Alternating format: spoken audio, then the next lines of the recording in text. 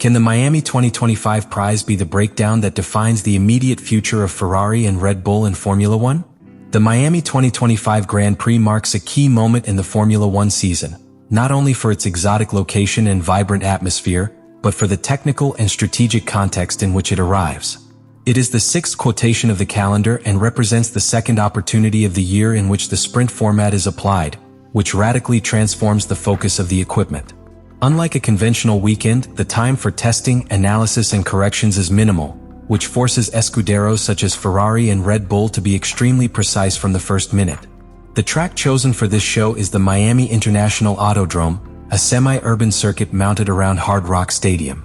With 5,412 kilometers long, the layout challenges pilots with 19 curves that demand a mixture of technical precision and aggressiveness.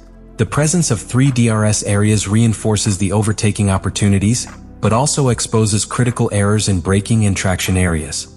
The estimated peak speed of more than 340 km per hour makes the circuit one of the fastest in the calendar, at the same time as one of the most betrayal in terms of aerodynamic configuration and tire wear. This technical challenge is accompanied by a crucial logistics component, the schedule. For fans and teams, understanding how the sessions will be distributed is vital, since each one has a disproportionate weight on this type of compressed weekend. In Miami EST, local time, the only free training session will be played on Friday, May 2nd at 12:30 p.m. This will be the only time where engineers will have room to experiment with adjustments, analyze grip levels and simulate race rhythms. A bad reading in this window can condemn the rest of the weekend. That same Friday at 4:30 in the afternoon, the sprint classification will be held, a session that defines the short race of Saturday. As it is a qualifying classification, each lap launched and any minimum error can cost many positions. On Saturday, May 3rd begins with the sprint race at 12 o'clock noon, a brief but intense test, where points are distributed and vital data is obtained on the real pace of cars in race conditions. But perhaps more important is the main classification, which will take place at 4 o'clock in the afternoon. It will define the order of departure for the most important event of the weekend, the Miami Grand Prix. This race, which will be played on Sunday, May 4th at 4 p.m. For the British public, all sessions will be displaced to later stripes. Friday's free practice will be broadcast at 5:30 in the afternoon, while the sprint classification will be at 9:30 at night. On Saturday, the sprint race can follow at 5 o'clock in the afternoon and the main classification at 9 o'clock at night. Finally, Sunday's main race is scheduled for 9 o'clock at night during the United Kingdom. This evening schedule can translate into a greater television audience, which adds additional pressure for the equipment to deliver solid results to millions of expectant eyes. In addition to the logistics component, Miami is a circuit that has gained notoriety for the unpredictable of its conditions. The asphalt can change dramatically with the passage of the sessions. The weather is usually hot and humid, which submits to the refrigeration systems of the monoplace to extreme conditions.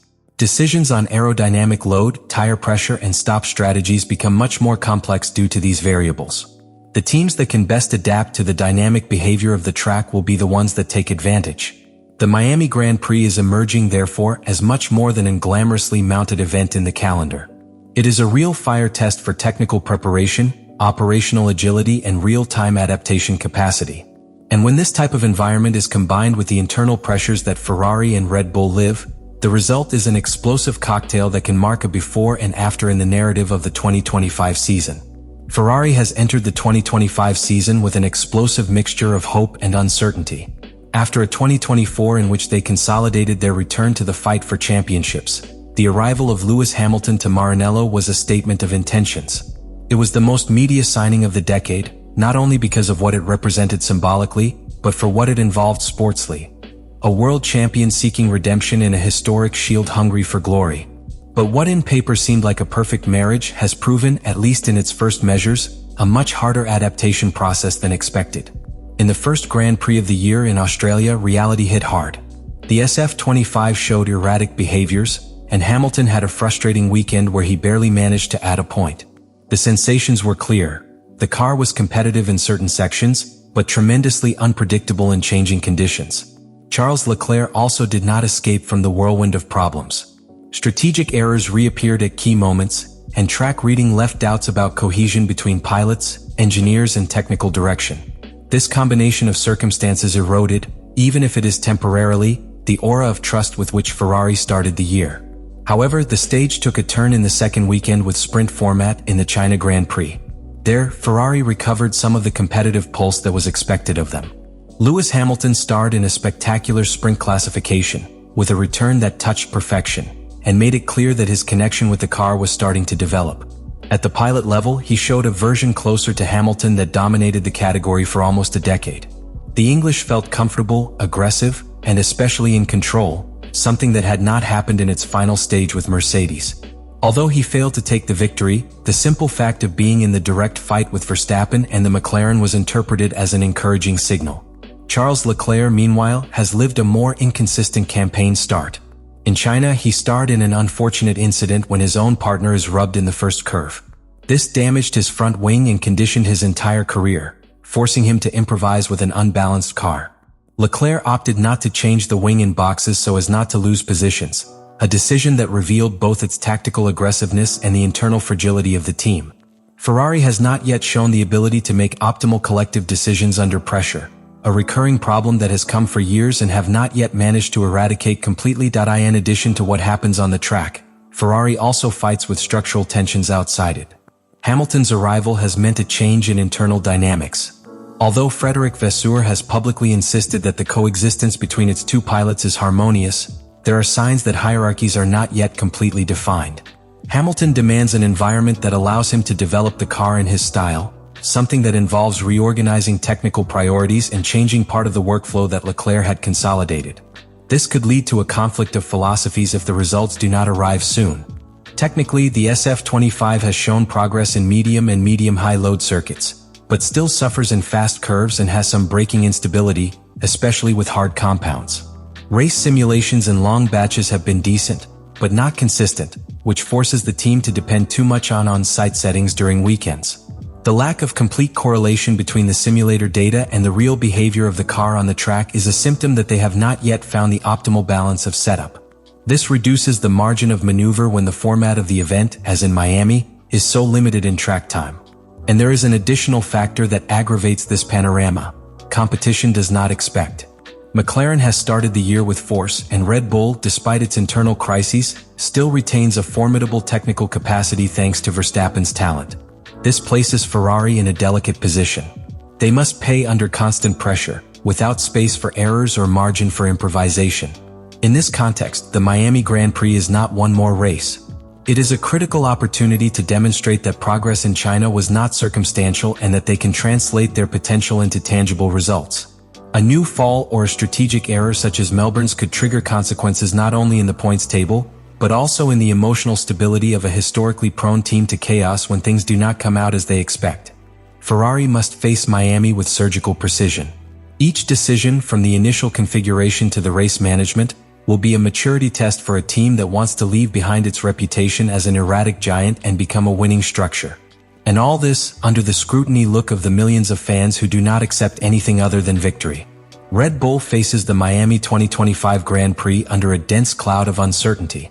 What just a year ago was a dominant machinery seems to have become a giant wobbly, with internal fractures that go far beyond track performance. After its fall in the Constructors' Championship in 2024 and the institutional conflict that unleashed the leadership crisis of Christian Horner, the 2025 season started for the Milton Keynes team as a desperate career for recovering technical control and lost prestige. But that race until now is not dating as expected. The RB21, a car with which Red Bull intended to recover the throne of Formula One, has proven to be a fast machine in specific conditions, but highly unstable in technical paths or rapid curves. The car seems to have inherited the worst vices of its predecessor: an unpredictable behavior in braking, an extremely narrow tire operation window, and an aerodynamic balance that decomposes easily. This situation has become even more evident in high-pressure contexts such as the sprint format, where the equipment has only one free session to adjust all the critical parameters of the car. Red Bull, who historically stood out for his ability to react quickly and refine his setup, is now tied by the structural complexity of his own design. Max Verstappen has managed to keep the team afloat, accumulating 2 victories in the first 3 races and positioning himself as a second in the Pilot Championship. But those victories have not been the product of a clear superiority, but rather the result of their individual talent to maximize opportunities at very specific times. Carrera simulations have shown disparate performance. While RB21 can be dominant in lines, it suffers tensile losses at the exit of slow curves and degrades rear tires more quickly than its main rivals. This forces conservative strategies with short steins or early compound changes, limiting the tactical flexibility of the team. Yuki Tsunoda, now in the role of Escudero de Verstappen, loads with a huge responsibility. Although he showed solidity in Suzuka, he has not yet been tested in contexts where he is required to sustain competitive rhythm on full weekends. Its integration to the main team was accelerated without a real preparation phase, which raises doubts about whether it can offer constant performance or if it will be, as in the past, a peak pilot without stability. The pressure on him is not only sports. His performance will be interpreted as a thermometer of the internal Red Bull trial. If Tsunoda fails, the criticisms will fall on him, but on the high controls that made the decision. All this happens while Max Verstappen observes, probably with more cynicism than Esperanza, Red Bull's attempts to rebuild his winning narrative. The tensions between their environment and the directive are not new. After the episodes of the previous year, the Verstappen clan demanded more technical control and influence, and now, in full crisis, that influence has become official. Max has been invited to participate directly in the review of the evolution plan of the RB21. This, although positive in appearance, is also a symptom of the technical despair of the team. When your pilot has to intervene to correct the direction of car development, it is because the technical department has lost the compass.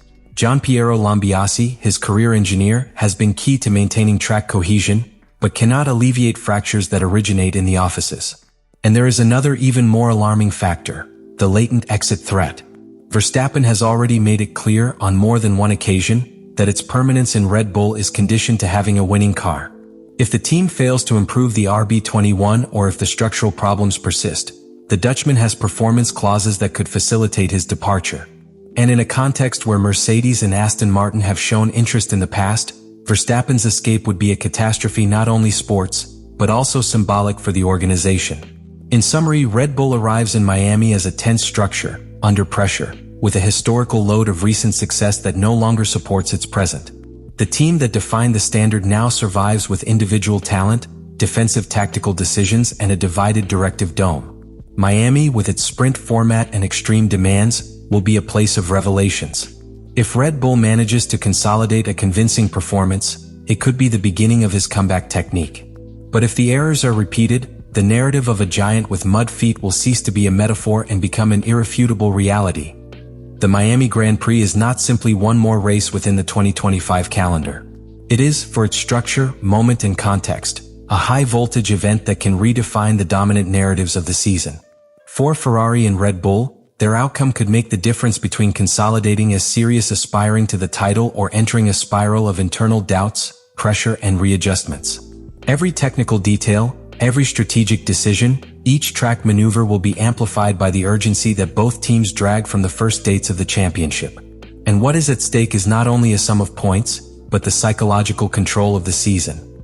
Ferrari arrives carrying years of accumulated frustrations, but also with a pilot template that mixes pure talent with legendary experience. If they manage to operate that duality between Charles Leclerc and Lewis Hamilton, they could transform their irregularity into a dynamic force capable of adapting to any circumstance. However, the recent history of the team suggests that strategic errors, internal friction, and institutional pressure remain just around the corner. Doubt is not whether they have the car to win, but if they have the structure to hold that victory for an entire season. Miami, with its demanding sprint format and extreme conditions, will require surgical precision from the first second. Red Bull, in contrast, faces a battle of a different nature. It is not both redemption and reconstruction. The myth of his technical infallibility has eroded, his pilot management decisions have been chaotic, and his car, although still fast, seems like a machine that punishes each error with hardness. Max Verstappen has shown that his talent can cover many cracks, but even he needs a solid technical base to compete in the long term. In Miami, the pressure will fall on the new Verstappen-Tsunoda tandem. The first must defend your contender status without failures. The second, justifying its place within a team that does not forgive weaknesses. At the championship level, this race also has broader implications. McLaren has established itself as the team to beat, but Ferrari and Red Bull still retain sufficient potential to reverse the script. If any of these two teams achieve a solid result in Miami, they could recover the narrative and technical impulse necessary to climb in the classifications. But if the weekend ends in another disaster, the pressure on its technical directions and its internal structures will multiply exponentially. Modern Formula One has no patience. Each race counts. Each error is paid. And every missed opportunity can have consequences that transcend a simple Sunday. The question then is not just what will happen in Miami. It is who will take the opportunity to rewrite its history in this season and who will be trapped in the echo of their own inconsistencies. Do you think Ferrari will finally combine power, reliability, and strategy to master a full weekend? Or do you consider that Red Bull will find in Miami the technical turning point that he needs so much? We want to know your vision. Leave in the comments what you expect from the GP of Miami 2025 and who you think will be strengthened from this fire test. Your opinion is part of this conversation. Because in a season as unpredictable as this, every analysis, each theory, each prediction is part of the show.